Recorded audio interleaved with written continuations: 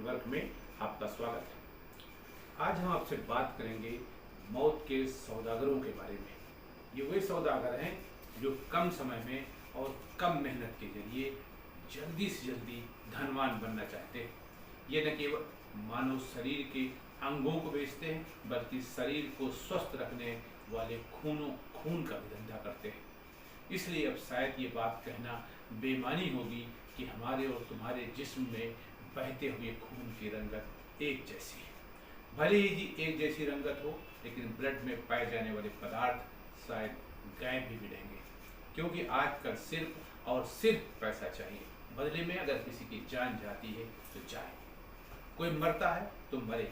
Blood में haemoglobin नदारत रहे तो नदारत रहे, ऑक्सीजन गायब रहे तो गायब रहे, उन्हें तो सिर्फ पैसा चाहिए। अरे उनका बस चले तो जानवर का भी खून ब्लड बैग में पैक करके बेचते हैं। आज डॉक्टर्स डे है।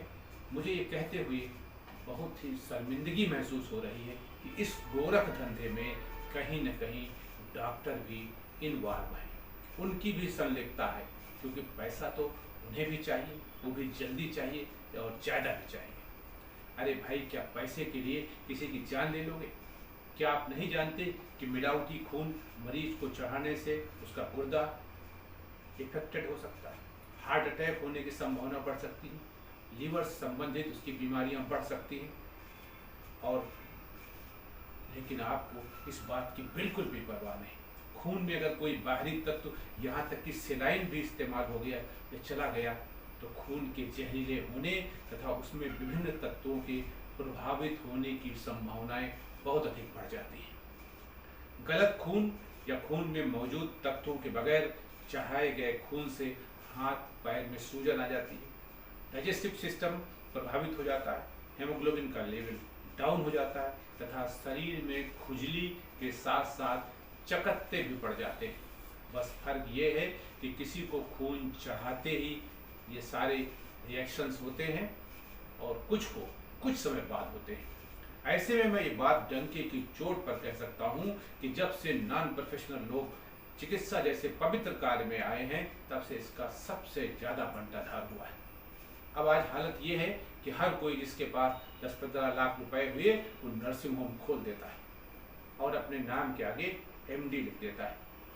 मैं यहाँ एक ऐसी घटना आपके साथ शेयर कर रहा हूँ जिसको सुनकर आप हैरत में पड़ जाएंगे। मैं अपने एक रिश्तेदार को देखने एक नर्सिंग होम में गया हुआ था, जहाँ उन्हें कथित ब्लड चढ़ाया जा रहा था, जबकि वास्तव में वो आयरन सुक्रोज और नॉर्मल सेलाइन का सम्मिश्रण था।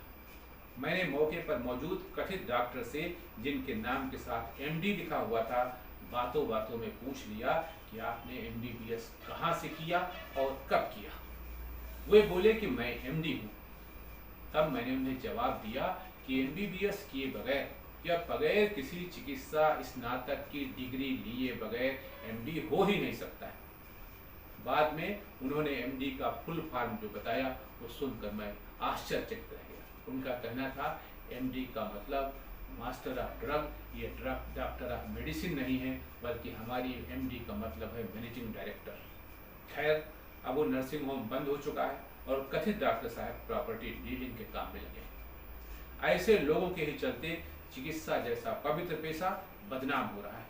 लखनऊ में कल बृहस्पतिवार को STF ने ठाकुरगंज के जिस mid life charitable blood bank तथा कृष्णा नगर स्थित नारायणी ब्लड बैंक के जिन मालिकों मोहम्मद अम्मार तथा अजीत दुबे समेत करीब 7 लोगों को पकड़ा, वे सब इसी श्रेणी में आते हैं। इनका नेटवर्क न केवल लखनऊ के कुछ अस्पतालों तक बल्कि निकटवर्ती जिलों तक फैला हुआ है। वैसे लखनऊ में इस तरह के गोरख धंधे का उजागर होना ये कोई पहली बार नहीं हुआ है, बल्कि इससे पहले भी 17 सितंबर 2021 को STF ने आगरा एक्सप्रेसवे पर खून की तस्करी करने वाले गिरोह का पर्दाफाश किया था और जिसमें एक डॉक्टर की गिरफ्तारी हुई थी। 2018 में भी STF ने खून के अवैध कारोबार का भंडा फोड़कर 7 लोगों को गिरफ्तार किया था। इसी तरह 2015 में FSDA और STF ने राजधानी के 3 ब्लड बैंकों में छापेमारी की। मतलब साफ है कि मौत के सौदागर लगातार सक्रिय हैं, जो चंद पैसों के लिए आपको मौत के मुंह में ढकेल रहे हैं। अब एक सलाह और सुझाव आप सबके लिए, जहां तक संभव हो सरकारी अस्पतालों या रेप्यूटेड ब्लड बैंकों से ही खून लें। ब्लड बैंक पर ब्लड ग्रुप, एक्सपायरी नंबर व रजिस्ट्रेशन अवश्य देख लें। वैसे जहां तक संभव हो डोनर के द्वारा ही ब्लड लें। अपने नातेदार, रिश्तेदार, दोस्त, करीबी उसका ब्लड लें, क्योंकि ब्लड किसी फैक्ट्री में नहीं बनता है जो धड़ाधड़ गत्तों में भर के आता गया और आपको चढ़ता गया। इसलिए सतर्क रहें, होशियार रहें। नमस्कार।